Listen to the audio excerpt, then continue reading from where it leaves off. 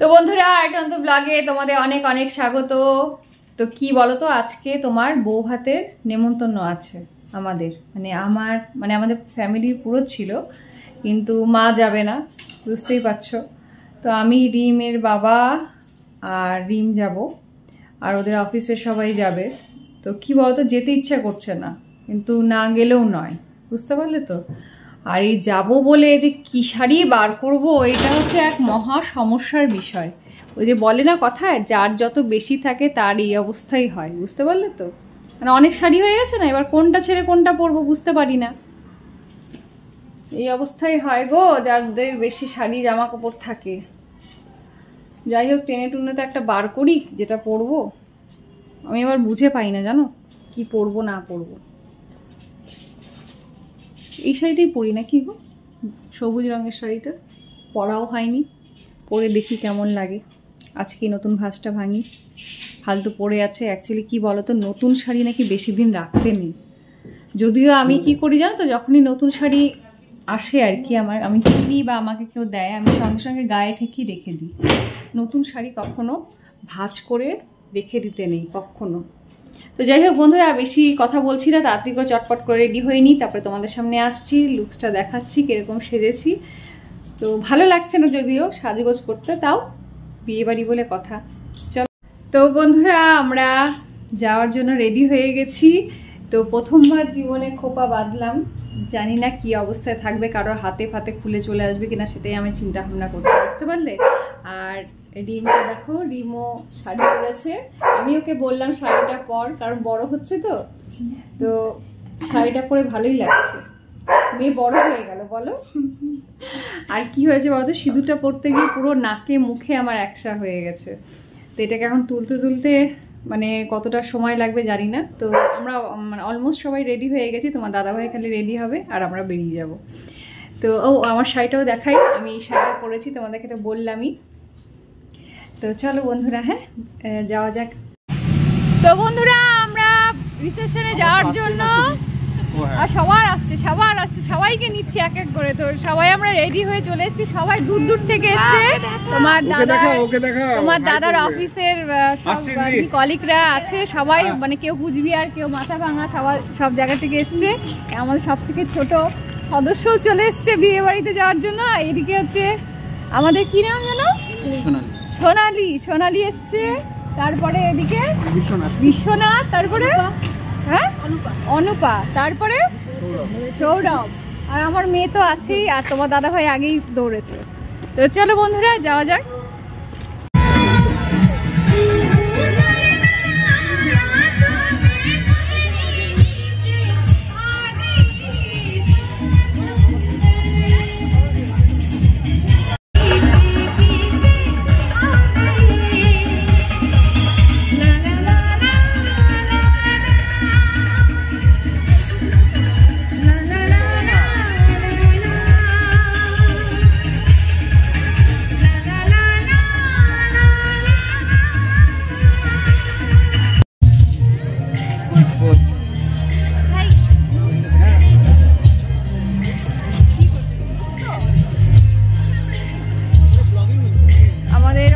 সবাই এসছে, এই আমাদের গিফটটা দাও, কি ব্যাপার ধরে থাকবে না, গিফটটা দাও।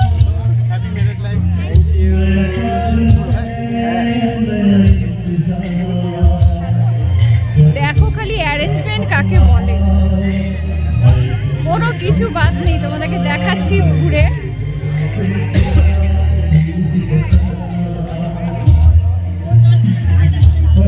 আপাতত আমাদের নতুন বৌমাকে দেখে নি, ওকে তো ডেন্টিস্ট ডাক্তার। তো আমাদের হচ্ছে আমাদের স্যার, আমাদের মাথার মানে গার্জিয়ান, আমাদের মানে মাথার উপরের যে সব থেকে বড় যিনি, তিনি হচ্ছেন আমাদের সামনে আজকে এসছেন এই বিয়ে বাড়িতে। আর হচ্ছে ওনার সাথে আমাদের সবার এত ভালো সম্পর্ক যে উনি একদম নিজেকে একদম সবার মধ্যে বিলিয়ে দিয়েছেন আর কি। সত্যি কথা বলতে ওনাকে পেয়ে আমরা সত্যি খুব গর্বিত। আর এই বিয়ে বাড়ি অনুষ্ঠানে আপনি এসছেন, তার জন্য আমরা খুব আনন্দিত আপনাকে পেয়ে। ঠিক আছে স্যার, ওকে স্যার। তো দেখো এখানে তোমার আবার ওরা গানের ব্যবস্থা করেছে, মানে কোনো কিছুর কম নেই কি? কেমন লাগছে? এবার গানের সাথে সাথে নাচা হোক নাকি? কে কে নাচ করবে? এই দীপঙ্কর করবে, কৌশিক দা করবে, বিশ্বনাথ করবে, সৌরভ করবে।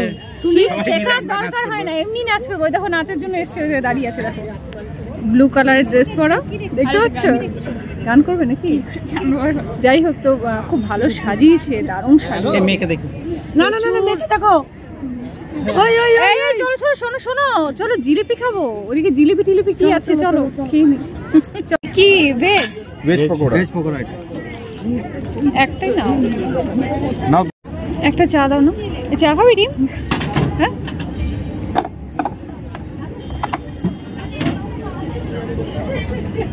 খাই, চলো খা। এটা কি গো? এটা কি দিচ্ছ? বাটার দাও।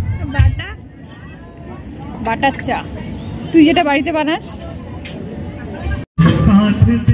বাটার চা ডিম। চলো, চিকেন রেসিপি কাবাব।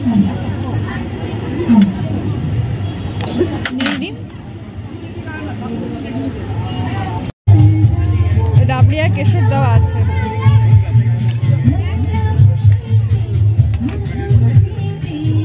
এটা কেশর দাও না।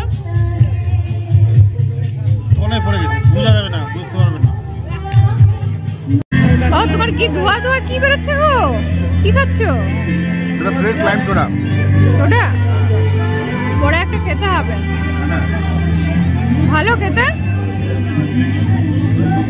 আমারও একটা ভিডিও করে। হ্যাঁ হ্যাঁ একদম। তুমি খাওনি? তুমি খেলে না? হয়ে গেছে একদম। হ্যাঁ, সোডা নিয়ে বসেছে। আমি নিম্বু সোডা খাবো। নিম্বু সোডা, তুই কি খাবি? স্যালাড অল্প অল্প দিও, হ্যাঁ, লাগলে পরে নেওয়া যাবে।